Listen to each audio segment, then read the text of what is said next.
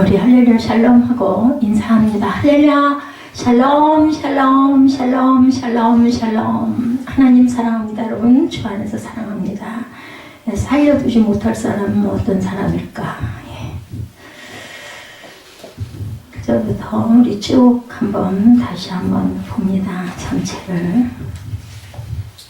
벨릭스의 뒤를 이은 베스도. 벨릭스는 이제 해임이 됐어요. 그죠? 3일 만에 예루살렘에 올라갑니다. 베스도는 딱 자기 책임을 맡고 나서 와가지고는 가만히 있지 않고 예루살렘으로 올라가죠. 그곳에서 바울에 대한 고소 내용을 듣고 가이사랴로 다시 내려와서 바울을 재판자리에 세우죠.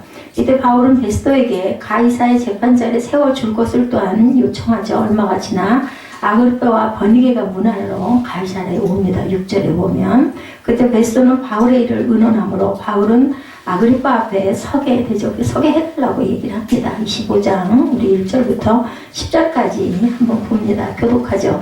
베스도가 부임한 지 3일 후에 가이사랴에서 예루살렘으로 올라가니 대제사장들과 유대인 중 높은 사람들이 바울을 고소할세 베스도의 호의로 바울을 예루살렘으로 옮기기를 청하니 이는 길에 매복하였다가 그를 죽이고자 합니다라. 베스도가 대답하여 바울이 가이사랴에 귀수된 것과 자기도 멀지 않아 떠나갈 것을 말하고 또 이르되 너희 중 유력한 자들은 나와 함께 내려와서 그 사람에게 만일 옳지 않은 일이 있거든 고발하라 하니라. 베스도가 그들 가운데서 8일 혹은 10일을 지낸 후 가이사랴로 내려가서 이튿날 재판자리에 앉고 바울을 데려오라 명하니 그가 나오매 예루살렘에서 내려온 유대인들이 둘러서서 여러 가지 중대한 사건으로 고발하되 능히 증거를 대지 못한지라. 바울이 변명하여 이르되 유대인의 율법이나 성전이나 가이사에게나 내가 도무지 죄를 범하지 아니하였노라 하니 9절 베스도가 유대인의 마음을 얻고자 하여 바울더러 묻되 내가 예루살렘에 올라가서 이 사건에 대하여 내 앞에서 신문을 받으려느냐. 바울이 이르되 내가 가이사의 재판자리 앞에 섰으니 마땅히 거기서 신문을 받을 것이라. 당신도 잘 아시는 바와 같이 내가 유대인들에게 불의를 행한 일이 없나이다. 이렇게 변명합니다.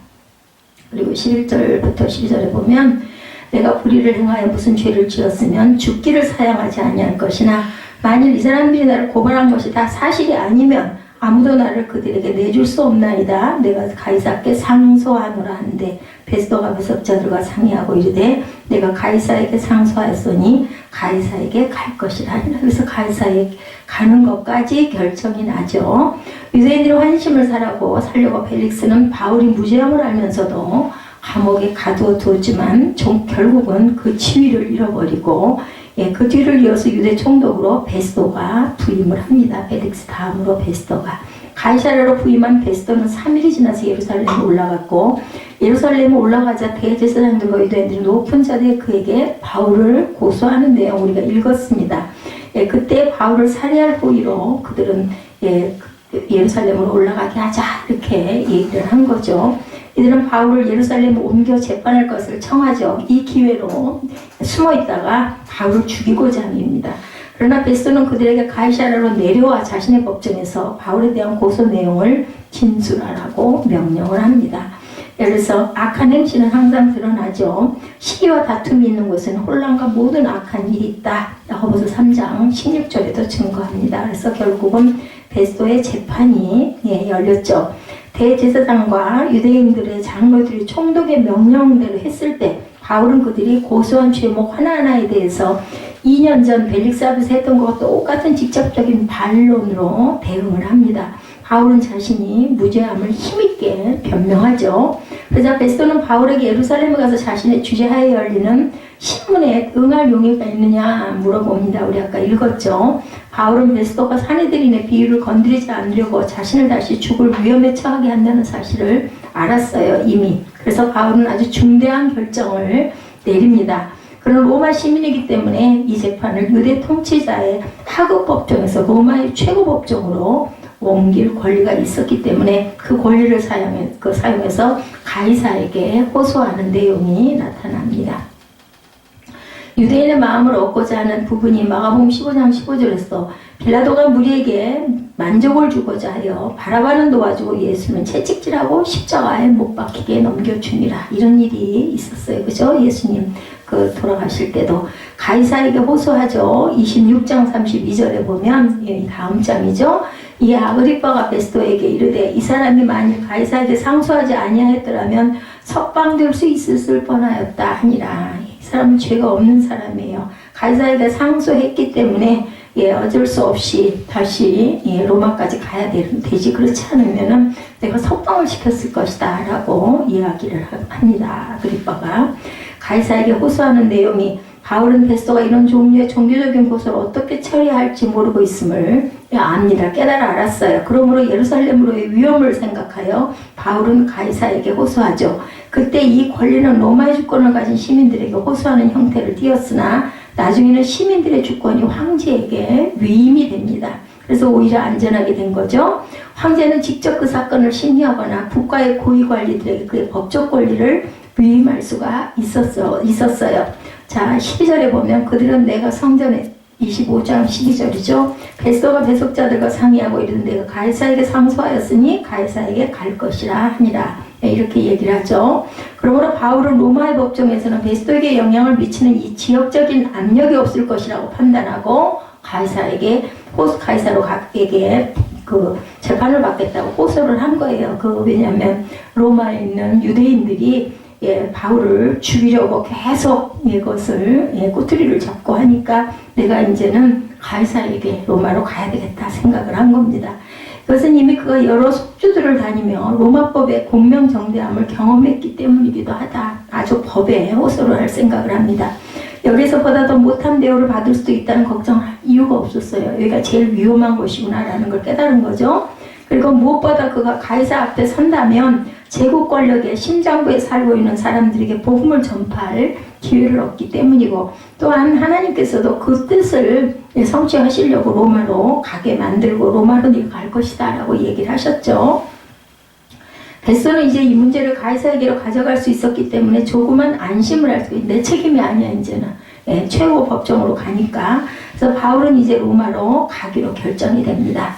복음 전파에 대해서 고린도후서 4장 5절에 우리는 우리를 전파하는 것이 아니라 오직 그리스도 예수의 주되신 것과 또 예수를 위하여 우리가 너희의 종된 것을 전파함이라 이렇게 나타나고 있습니다. 하나님께서는 하나님이 하나님 되신 것 그리고 예수 그리스도를 증거하기 위해서 바울을 이렇게 죄인의 몸으로도 로마까지 아주 안전하게 갈 수 있게 해준 거죠. 평판을 쫓는 인간은 에베소서 6장 6절에 보면 평판만 쫓아가는 인간들 사람들이죠. 눈가림만 하여 사람을 기쁘게 하는 자처럼 하지 말고 그리스도의 종들처럼 마음으로 하나님의 뜻을 행하라고 말씀을 합니다. 에베소서 6장 6절입니다. 베스토를 방문한 아그리빠와 버니게의 이야기가 13절에 보면은 나오죠. 12절에 베스토가 배속자들과 상의하고 이제 너는 가이사에 갈 것이다. 그리고 나서 13절에 바울이 아그리빠 왕과 버니게 앞에 섭니다. 수일 후에 아그리빠 왕과 버니게가 베스토에게 문안하러 가이사랴에 왔어요. 여러 날을 있더니 베스토가 바울의 일로 왕에게 고하여 이르되 벨릭스가 한 사람을 구려하여 두었는데 그 내용을 쭉 설명하는 부분이 나옵니다. 베스토가 바울을 신문한 후 직후에 헤롯 아그리빠 2세와 그의 여동생 버니게가 베스토를 방문하여서 총독으로 새로 부임한 것을 축하합니다. 헤롯 왕은 그 2살짜리 아래에 있는 모든 남자아이를 죽이라고 했던 그 왕은 헤롯 왕이고 여기는 2세입니다. 아그리빠 2세. 그러니까는 아들이죠. 여기에 나온 아그리빠 왕은 아그리빠 2세로 헤롯 아그리빠 1세의 아들이며 헤롯의 장손이기도 하다고 나타나 있습니다. 당시 그는 30세의 나이로 왕이라는 칭호를 가지고 팔레스타인 동북부를 다스렸었어요. 그의 배경에는 바울을 신문할 특별한 자격이 갖추어지고 있었고 그는 유대 종교에 대해서 익히 잘 알고 있었습니다. 베스토는 바울의 사건을 어떻게 처리하려지 의문이 있었지만 마침 도움이 될 사람이 찾아와서 그에게는 정말 다행스럽다. 아그리빠 2세가 온 게 너무 다행이라고 생각을 합니다. 그러므로 적절한 인사를 나눈 후에 베스토는 아그리빠와 같은 유대교 전문가야말로 이 소송을 이해할 수 있을 뿐만 아니라 보고서 작성에도 도움이 많이 되겠다 생각을 하고 이 문제를 소상하게 이야기를 하죠. 15절부터 쭉 얘기를 합니다. 아그리빠는 즉시 흥미를 느끼고 바울을 만날 의사를 표명합니다. 22절에 보면 나타납니다. 17절에 보면 그러므로 그들이 나와 함께 여기 오면 내게 지체하지 아니하고 이튿날 재판자리에 앉아 명하여 그 사람을 데려왔으나 원고들에 서서 내가 짐작한 것 같은 악행의 혐의는 하나도 제시하지 아니하고 오직 자기들의 종교와 또는 예수를 하는 이가 죽은 것을 살아있다고 바울이 주장하는 그 일에 관한 문제로 고발하는 것뿐입니다. 내가 이 일에 대하여 어떻게 심리하는지 몰라서 바울에게 묻되 예루살렘에 올라가서 이 일의 신문을 받으려느냐 한즉 21절에 바울은 황제의 판결을 받도록 자기를 지켜주기로 호소하므로 내가 그를 가이사에게 보내기까지 지켜두라 명하였노라 하니 22절에 아그리빠가 베스도에게 이르되 나도 이 사람의 말을 듣고자 하노라. 베스도가 이르되 내일 들으시리다 하더라. 그리고는 이제 23절에 내일이 돼서 이튿날 아그리빠와 버니게가 크게 위험을 가지고 와서 천부장들과 시중의 높은 사람과 함께 접견 장소에 들어오고 베스도의 명으로 바울을 데려옵니다. 24절에 베스도가 말하되 아그리빠 왕과 여기 같이 있는 여러분이여 당신들이 보는 이 사람은 유대의 모든 무리가 크게 외치되 살려두지 못할 사람이라고 하여 예루살렘에서와 여기서도 내게 청원하였으나 25절에 내가 살피거든 죽일 죄를 범한 일이 없더이다. 그러나 그가 황제에게 상소한 거로 보내기로 결정하였나이다. 26절에 그에 대하여 황제에게 확실한 사실을 알릴 것이 없으므로 신문하오는 상소할 자료가 있을까요? 당신들 앞 특히 아그리빠 왕 당신 앞에 그를 세웠나이다. 그 제목도 밝히지 아니하고 죄수를 보내는 것이 무리한 일인 줄 아나이다 하였더라. 그래서 이제 26장에 보면은 아그리빠가 바울에게 이제 네가 할 말 있으면 해라. 그래서 또다시 자기의 그 죄 없음을 변명하는 부분들이 쭉 이어져서 26절에 나오죠. 그래서 우리가 본문 27절까지 쭉 다 봤습니다. 아그리빠 앞에 바울 사도행전 9장 15절에도 말씀하고 있습니다. 주께서 이르시되 가라 이 사람은 내 이름을 이방인과 임금들과 이스라엘 자손들에게 전하기 위하여 택한 나의 그릇이라 이렇게 얘기하죠. 하시죠.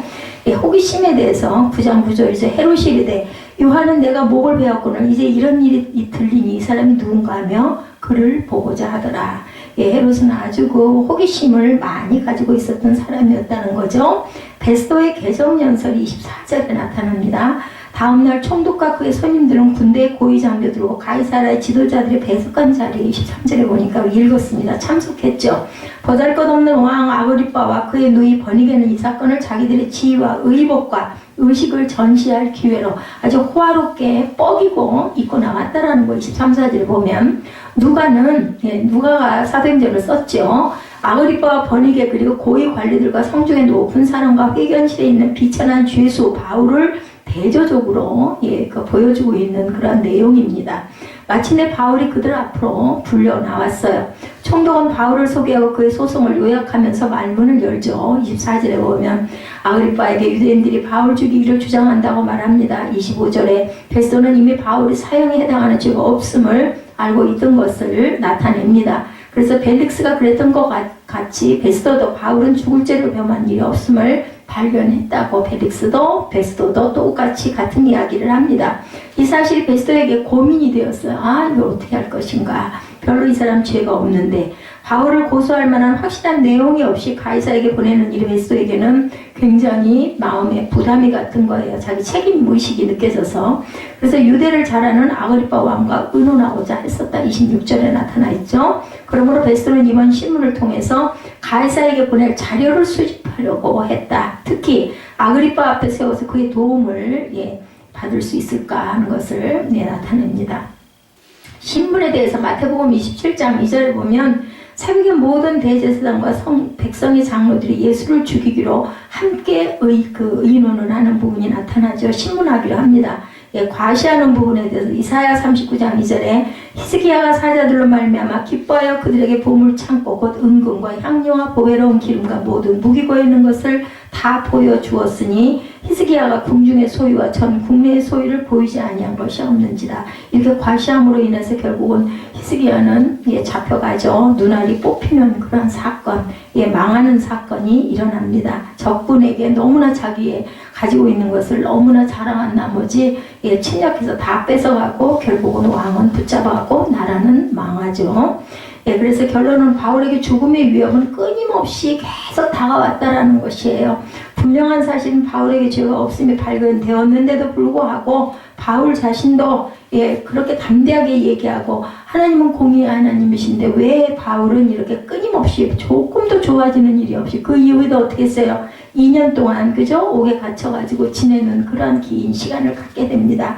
이에 반해서 하나님의 백성은 하나님의 사랑을 외면한 채 하나님을 거역하는 삶을 살아갑니다. 본문의 유대인들이 바로 그 사람들이죠. 보면 참 악한 사람들은 잘도 사는데 우리 김종국 형제 누님 같은 분은 뭐 그 옛날 일은 제가 모르겠고 우리 알고 나서의 그 이후 보면 정말 열심히 봉사하고 애들도 믿음 안에서 잘 기르고 그러는데도 불구하고 이렇게 아주 좋지 않은 일들이 많이 일어나고 그 암으로 고통받고 이제는 뭐 약도 없어서 어떻게 치료도 할 수 없다. 정말 안타까운데 뭐 어떻게 할 방법이 없어요. 하나님의 어떤 뜻이 있으신 건지 천국에서는 정말 얼마나 큰 면류관을 쓰실지는 모르지만 우리는 세상에 살다 보니까 너무나 안타깝고 육신으로는 가슴이 아픈 일이기도 합니다. 근데 하나님의 섭리를 어떻게 다 알겠어요. 제가 아까 그 이야기를 듣고 이 본문을 정리를 하면서 참 그렇게 보면 세상적으로 보면 정말 그런 사람들은 이런 아픔 뭐 바울은 뭐 정말 얼마나 기가 막혀요. 그죠?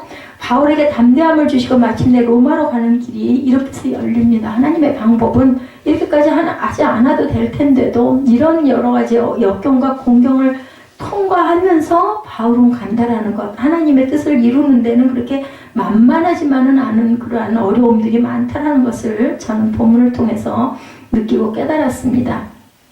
자, 세상에 살려두지 못할 사람이죠. 오늘 제목이 세상에 어느 누구를 막론하고 23절에서 27절을 중심으로 잠깐 은혜를 나누도록 합니다.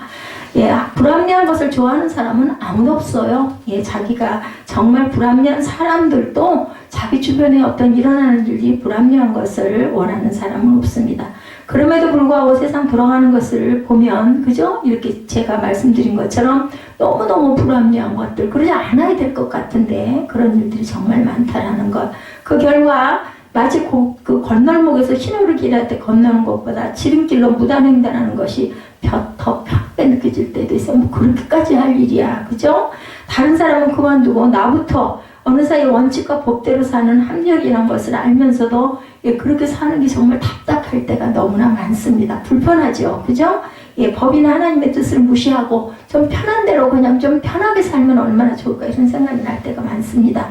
그러면서도 다른 사람들이 불합리하게 사는 것을 보면 매우 합리적인 삶을 나는 살고 있는 것처럼 타인들은 용납하거나 이해하지 않으려고 비판적이 되는 것이 바로 우리의 모습. 왜냐하면 보기에 정말 온당치가 않으니까. 그죠? 그렇게 됩니다.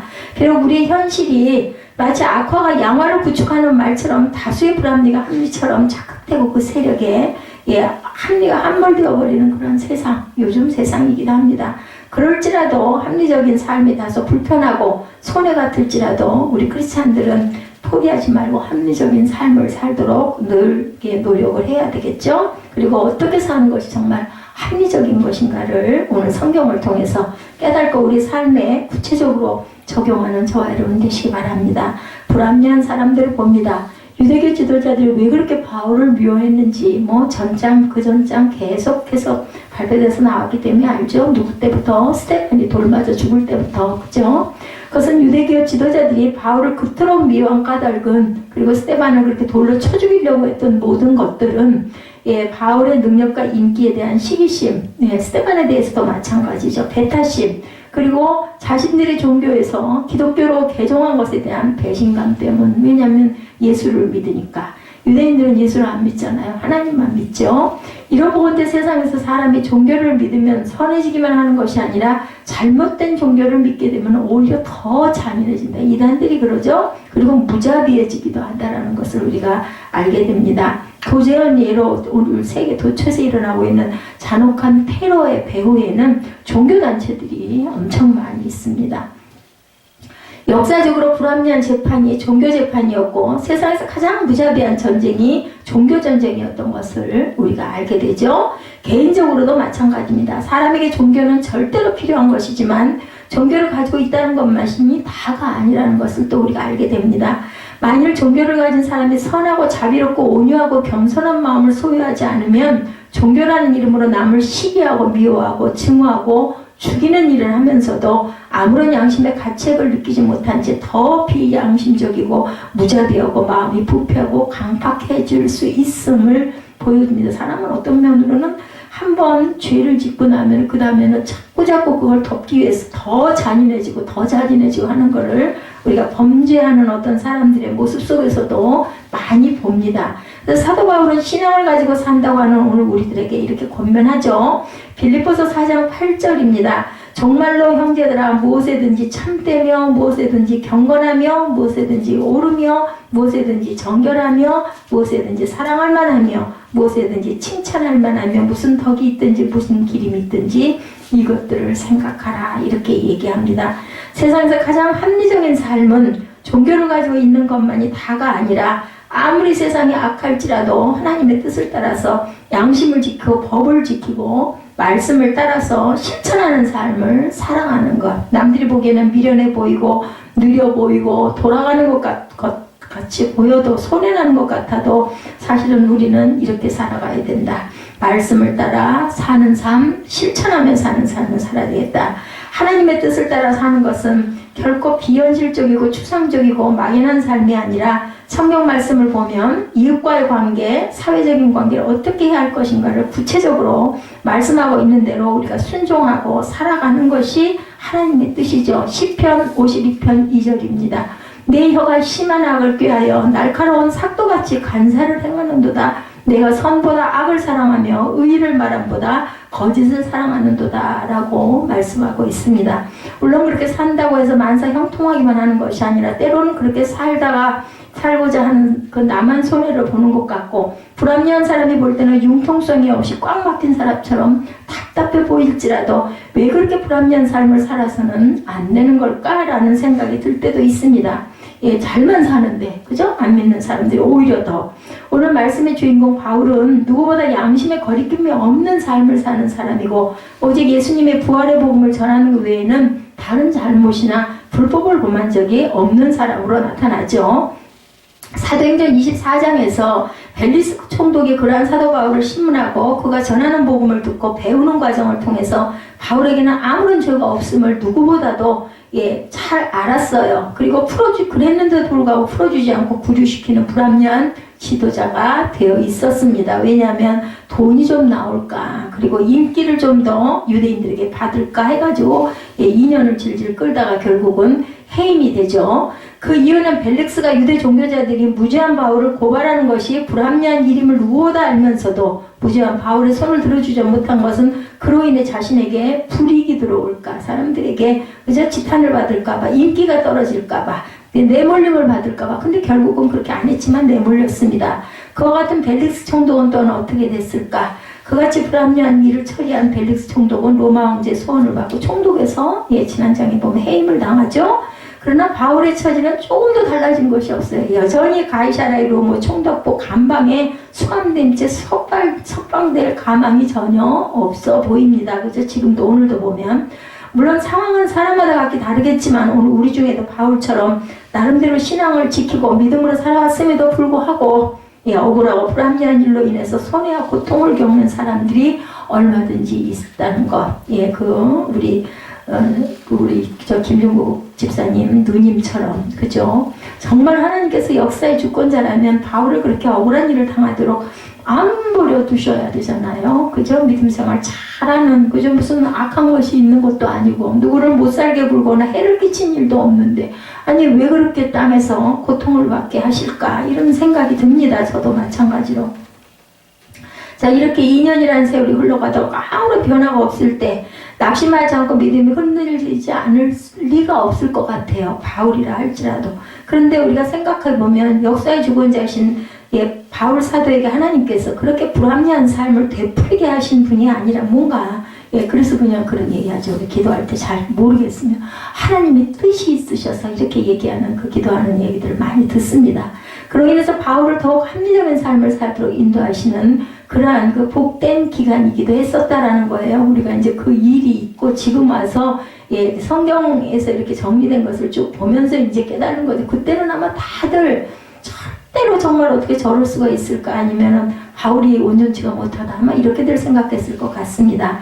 바울 사도의 무죄함을 알면서도 유대인들의 눈치를 보고 뇌물을 기대했던 벨릭스 총독은 그 어간의 로마 황제 가이사에게 호출을 받아서 면직을 당하고 베스도가 이제 새로 로마 총독으로 부임하게 되었었죠. 예, 본장에서 바울은 세월만 까먹는 것이 아니라 그 어간에 지나온 세월을 돌이키면서 사랑하는 교회와 성도들을 위해 편지를 기록하여 보는 것이 바로 옥중서신을 그 옥에 있으면서 쓴 거예요. 만일 바울에게 그 옥중 수감이 없었다면, 계속 복음을 전하고 다녔다면 교회와 개인의 신앙을 일깨우는 바울 서신은 없었을 것이다. 예, 그 다음에 우리가 생각한 부분들입니다. 그렇기 때문에 바울에게 감옥은 감옥이 아니고 도서관이고 수양관이었을 수도 있다라는 거예요. 보면, 예, 돌이켜 생각해 보면. 그리고 세 번째로, 만일 벨릭스가 바울이 전한 복음을 듣고 예수를 믿고 바울 사도의 무죄함을 알고 풀어주었다면 오히려 바울을 죽이고자 기회를 노리던 유대인들에게 벌써 암살을 당하고 말았을 것이다. 예, 그렇습니다. 그러므로 2년간의 옥중 생활은 바울의 신변을 가장 안전하게 지켜준 산성이었을 것이다 라는 거예요. 예, 바울을 죽이고자 하는 사람들에 의해서 아마 바울은 죽을 수도 있었을 것이라는 거죠. 사람의 생각으로는 사도 바울이 아무 죄도 없이 2년여의 세월 옥중에서 보낸 것 같이 불합리한 것 같지만, 하나님은 불합리하게 보이는 것들을 통해서 가장 합리적인 방법으로 바울의 신변을 안전하게 보호하시고 그의 비전을 이루게 하시는 그러한 역사를 만들었다는 거죠. 두 번째로, 합리적인 사람. 사도 바울을 고소한 유대 종교 지도자들의 불합리함을 누구보다 잘 아는 벨릭스 총독의 우유부단함으로 바울은 2년의 세월을 가이사라에 주도한 로마 총독부의 감옥에 갇혀있는 동안 로마 황제가 벨릭스를 불러 해임을 시키죠. 벨릭스의 후임으로 부임한 베스도 총독은 대조적으로 매우 적극적인 사람임을 오늘 성경에서 봅니다.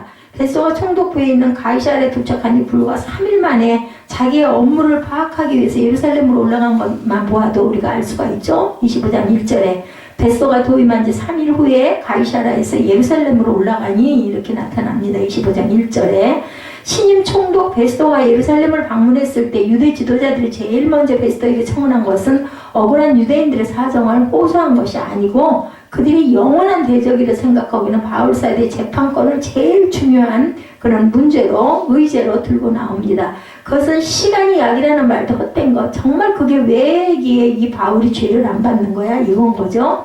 그들의 최대 관심사는 로마 제국의 압제로부터 조국을 자유와 해방시키는 것이 아니라 로마의 압제를 받고 있는 동족의 억울한 사정을 또한 호소하는 것도 아니고 오로지 사도 바울을 제거하는 일에 최대 관심사를 보여주고 있다는 것이 단적으로는 본문에 나타납니다. 벨릭스 총독 때 이루지 못한 음모를 신임 총독 베스를 통해서 이루기 위해서 가이사라에 수감되어 있는 사도 바울을 예루살렘으로 압송해서 재판을 받게 하고자 제안을 한 게 첫 번째 제안이었습니다. 어떻게 보면 그와 같은 주장을 한 유대 종교 지도자들이 매사를 법적으로 해결하려고 하는 합리적인 모습처럼 보이지만 그들의 내심에는 바울을 죽이려는 하나의 구식일 뿐이었다.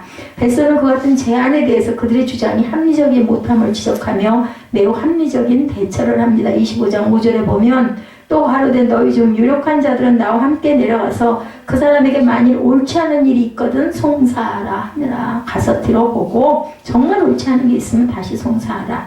이는 베스도가 예루살렘을 시찰하고 바울 사도가 수감되어 있는 가이사라로 곧 올라갈 것이기 때문에 구테여 바울 사도를 예루살렘으로 데리고 올 필요가 없다는 거예요. 예루살렘으로 데려오시오 한 것은 중간에서 죽이려고 그랬던 거죠.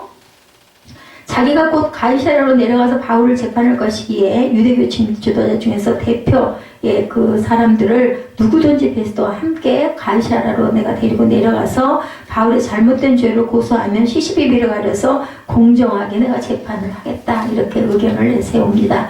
베스도가 만일 그렇게 한다면 바울을 죽일 기회가 없어지기 때문에 그들이 손꼽아 기다리던 새로운 총독이 부임을 했어도 자기들의 음모는 이룰 수가 없게 돼버립니다. 그래서 할 수 없이 그들은 베스도 총독의 제안을 따라서 바울을 고소할 사람을 가이사라로 보내서 바울을 재판받게 했지만 역시 수포로 돌아가는 부분이 7절에 나타나죠.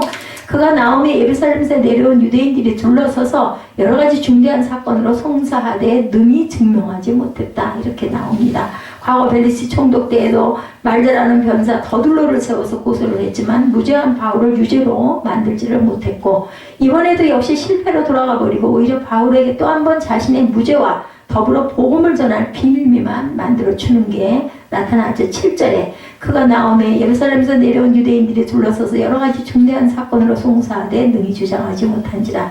여기서 송사한다는 말은 계속해서 고사한다는 것을 뜻하는데 바울의 유죄를 입증하지 못하고 오히려 바울의 무죄만을 거꾸로 더욱 강조하고 입증해주는 계기가 되고 맙니다. 8절에 보면 바울이 변명하여 거르되 유대인의 율법이나 성전이나 가이사에게나 내가 도무지 죄를 범하지 아니하였노라 하니, 누구보다 공정하고 합리적인 일을 처리하는 것처럼 보였던 베스도 총독은 그와 같은 상황에 처하게 되자 벨릭스처럼 유대인의 환심을 사기 위해서 바울에게 예루살렘으로 올라가서 재판받기를 원하는지를 다시 물어보는 비겁함을 보이죠. 바울은 베스도도 벨릭스처럼 불합리한 사람인 것을 이제 깨닫습니다. 자신의 로마 시민권자인 로마 황제 가이사에게 재판을 받겠다, 이렇게 딱 청원을 합니다. 그 이유는 자신의 양심과 생명을 걸고 보다 합리적이고 공정한 재판을 받기 위해서 로마 황제 가이사에게 재판을 받겠노라고 자신의 의사를, 거기가 차라리 안전하겠다라는 걸 깨달은 거예요. 이 사람들 속에 있다가는 내가 억울하게 죽기도 하겠다는 생각을 한 거죠. 우리 로마로 가야 되니까. 하나님이 가라고 하셨으니까. 11절에 보면 만일 내가 불의를 행하여 무슨 죄를 범하였으면 죽기를 사양치 아니할 것이나 만일 이 사람들이 나를 송사하는 것이 다 사실이 아니면 누구든지 나를 그들에게 내어줄 수 없삼나이다. 내가 가이사께 호소하노라, 이렇게 합니다. 이제 로마 총독 베소의 처지는 더욱 난감하게 되죠. 로마 황제 가이사에게 직고한 죄인이기 때문에 아무리 유대인들이 바울의 신병을 요구해도 유죄가 성립되지 않는 한 바울을 절대로 내어줄 수가 없게 되어버렸어요. 이제 공식적으로. 그렇다면 무죄한 바울을 죄인으로 또한 억지로 몰아주기라는 종교 지도자들, 바울의 무죄함을 알면서도 유대인들의 눈치를 살피는 베스도 총독, 예루살렘에서 풀려나기를 바라지 않고 오히려 로마의 가이사에게 재판받기를 자청하는 바울, 이 세 사람 중에 과연 누가 합리적인 사람이고 그 합리와 잣대와 기준이 양심인지 법인지 하나님께 생명을 맡기는 믿음인지 무엇인지 우리는 그것을 봅니다. 아주 진퇴양난에 빠졌어요. 그죠? 이렇게 되고 나니까 시편 27편 1절입니다. 야훼는 나의 빛이요 나의 구원이시니 내가 누구를 두려워하리요. 야훼는 내 생명의 능력이시니 내가 누구를 무서워하리요. 바울이 정말 담대한 사람이었던 거는 정말 사실인 것 같아요. 그죠? 이런 상황에서도 정말 나는 정말 로마 시민권자가 아니었으면 어쩔 뻔했을까, 저는 이런 생각을 합니다. 결국은 그래서 나는 로마로 가겠다라고 끝까지 주장을 하죠. 아무도 어떻게 할 수가 없는 상황이 딱 만들어져 버립니다. 하나님의 섭리가 여기서 나타난 거죠. 과거 예수님을 재판했던 빌라도도 예수님의 무죄를 알면서도 유대인들의 요구를 거절하지 못해서 결국은 바라바를 살려주고 예수님을 십자가에 못 박죠. 이 총독들이 정말 그때는 군중들의 그러한 그 소동을 어떻게 하지를 못하는 걸 우리 가끔 그전 영화들을 보다 보면 다 죽이라고 엄지손가락을 밑으로 내리면 그거를 번복을 할 수가 없었던 그런 것들을 우리가 봅니다.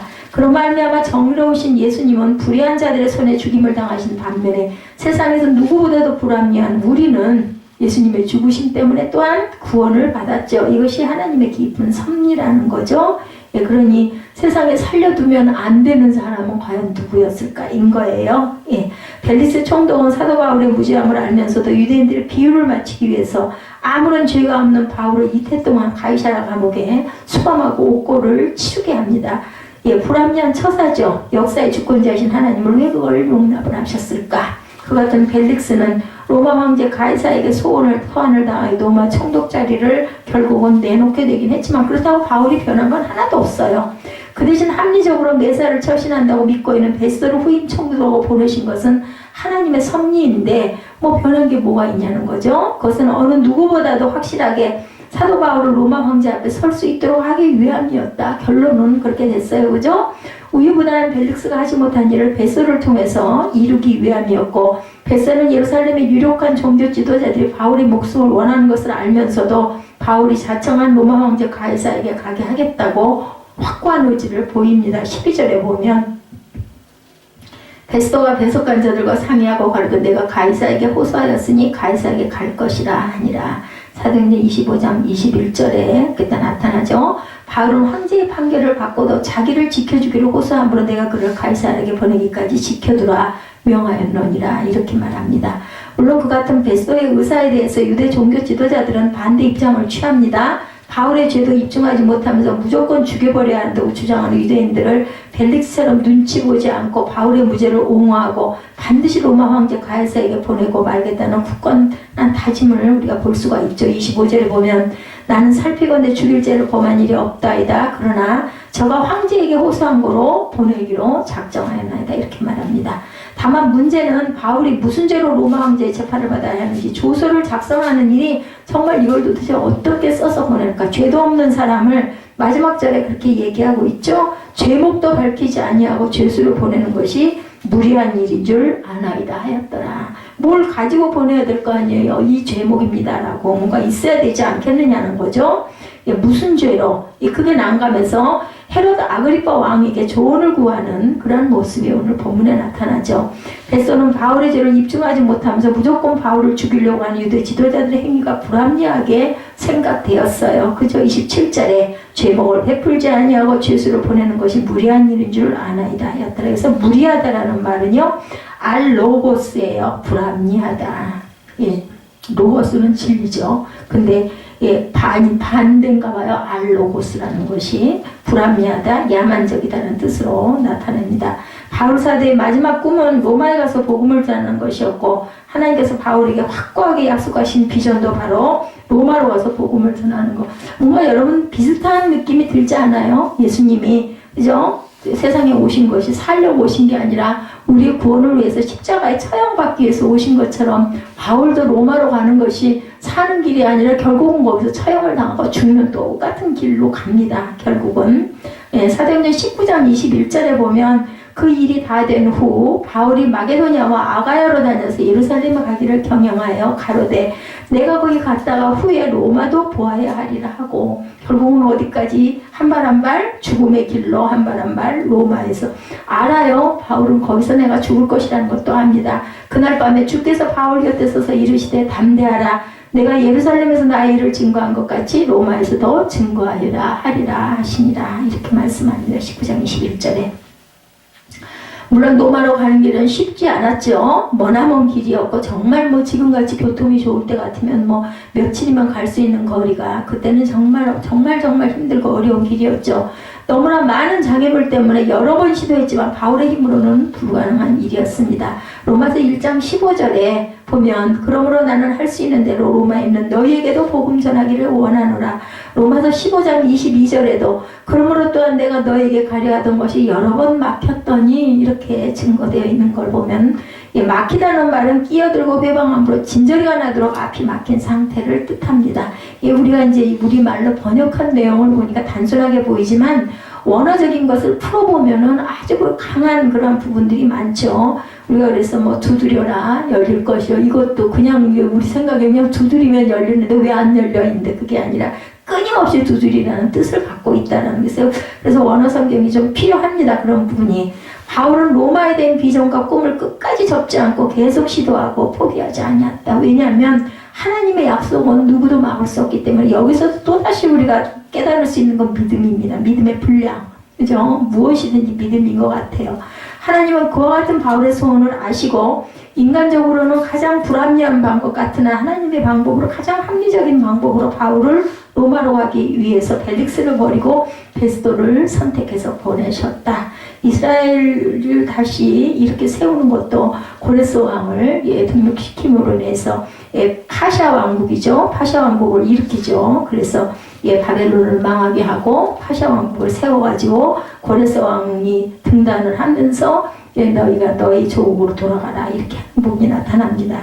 인간들이 아무리 하나님의 뜻을 역행하고 온갖 수단 방법을 다해서 바울을 죽이려고 했지만 결과적으로 바울을 더 견고하게 만드는 일이었다. 그리고 이렇게 죽기 살기로 내가 이걸 할 거야 하는 데는 이런 험난한 일들이 있으면 어떻게 보면은 더욱더 끝까지 가려고 하는 그런 근성들이 또한 나타나죠. 그것이 바로 로마 황제에게 작고한 죄수의 몸으로 로마까지 가게 하신 하나님의 섭리였다라는 것. 그래서 가이사랴 빌립보에서 2년을 세우는 너무나 억울하게 보낸 무익한 시간이 아니라 어느 때 못지않게 유용한 옥중서신을 기록했던 그런 시간을 만들어 주셨다. 바울이 아마 그런 소망이 있었기 때문에 그 시간을 그렇게 유용하게 쓰지 않았을까 한탄하고 억울해하고 원망하고 이를 갈고 있었으면 아무것도 이루지 못했을 것인데 성령의 역사와 은혜는 이렇게 그죠? 예, 합력하여 선을 만듭니다. 사람의 생각으로는 벨릭스 총독 때 바울이 방면을 당하지 못한 것이 불합리하게 보이지만 역사의 주권자 되신 하나님 나름대로 합당한 이유와 섭리가 그냥 일어나는 일은 없다라는 거죠. 그렇기 때문에 바울과 같은 또 그릇을 선택을 하셨을 겁니다. 그 근성을 알기 때문에. 그러므로 바울 사도가 가이사랴 빌립보 감옥에서 보낸 2년의 세월은 앞으로 남은 로마 선교 사역을 준비하는 휴식 그리고 새로운 사역을 위해서 영적인 재충전의 기회였다라는 거예요.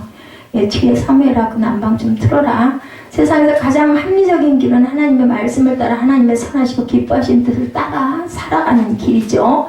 그러나 우리가 성경을 읽다 보면 세상 돌아가는 현실을 또한 바라보다 보면 과연 하나님의 뜻이 어디에 있는지 이해가 되지 않을 때도 많이 있습니다. 그럴지라도 하나님의 말씀을 따라 사는 것이 결과적으로는 나중에 후에 돌아가서 들여다보면 정말 온전하고 현명하고 사람의 생각보다 사람이 하고자 하는 것보다 더 합력하여 선을 이룬다는 것을 우리가 깨닫게 된다는 것.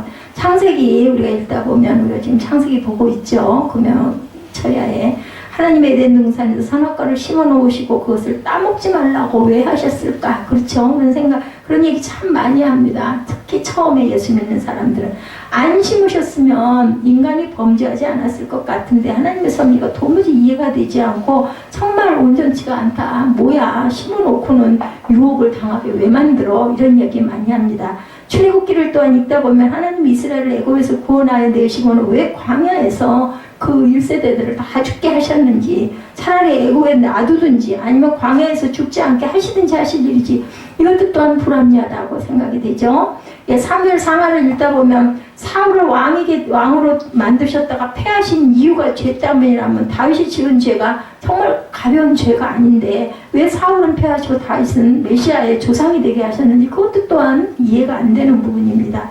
복음서들을 읽다 보면 하나님의 독생자이신 예수 그리스도는 재판장이 되어서 인간을 심판하셔야 할 뿐 도리어 죄도 없이 빌라도에게 억울하게 재판을 받고 가장 어려운 고난을 당하고 그죠? 그 처형을 무서울 정도의 정말 막 사기 폐로가 찢겨나간다고 그러죠. 갈고리로 잡아 체계하는 채찍질을 당하고 그렇게 아주 세상에서 겪을 수 없는 가장 견디기 힘든 고통까지 겪고 십자가에 돌아가게 하시는 그런 것도 보면 불합리하게 생각이 들고 우리의 삶에 있어서 왜 어떤 사람은 하나님을 안 믿고 교회를 안 다니고 그리고 다녀도 엉터리로 다니는데도 잘 먹고 왜 잘 사는지 이런 생각이 들 때도 있습니다. 어떤 사람은 평생을 믿음으로 살고 말씀대로 살려고 몸부림을 치는데도 이렇게 병이 걸리기도 하고 못 먹고 못 입고 남들에게 또한 아주 천대를 받다가 그렇게 그냥 정말 보기에는 실패한 인생같이 돌아가는 사람도 있습니다. 그러나 하나님의 생각은 영원한 것인 반면에 우리의 생각을 유한하고 이기적인 내중심적인 것이기 때문이다. 이사야 55장 8절 9절 우리 잘 아는 말씀이죠. 야훼의 말씀에 내 생각은 너의 생각과 다르며 내 길은 너의 길과 달라서 하늘이 땅보다 높은 같이 내 길은 너의 길보다 높으며 내 생각은 너의 생각보다 높으니라. 우리가 어떤 형편에서든지 만사가 다 하나님이 섭리하신다는 사실을 믿는 자에게는 무엇도 해가 되지 못하고 오히려 모든 것이 합력하여 바울의 가는 길처럼 선을 이루게 되는 것. 그런데 바울이 간 그 길이 정말 고난의 길이었다라는 것, 정말 좋고 잘 먹고 잘 자고 잘 누리고 사는 길은 절대 아니었다라는 겁니다. 잠언 16장 4절입니다. 야훼께서 온갖 것을 그 시음에 적당하게 지으셨나니 악인도 악한 날에 적당하게 하셨느니라 이렇게 말씀하고 있습니다. 야훼께서 온갖 것을 그 시음에 적당하게 지으셨대요. 악인도 악한 날에 적당하게 하셨다. 오늘 우리도 바울처럼 설령 그게 정말 이해가 안 돼, 정말 불합리해 이렇게 느껴지는 현실에서도 낙심하지 않고 하나님의 말씀을 따라 믿음으로 살아가는 성도들의 앞길은 결국은 누구도 막지 못할 선의 열매를 맺으신다라는 거. 하나님의 보호하심과 합력할 선을 이루게 하심이 항상 따라가게 하신다라는 것을 잊지 않은 굳건한 믿음이 여러분들에게 저에게 있기를 바랍니다. 이사야 50장 7, 8, 9절 우리 함께 읽고 결단 찬양하시도록 하죠.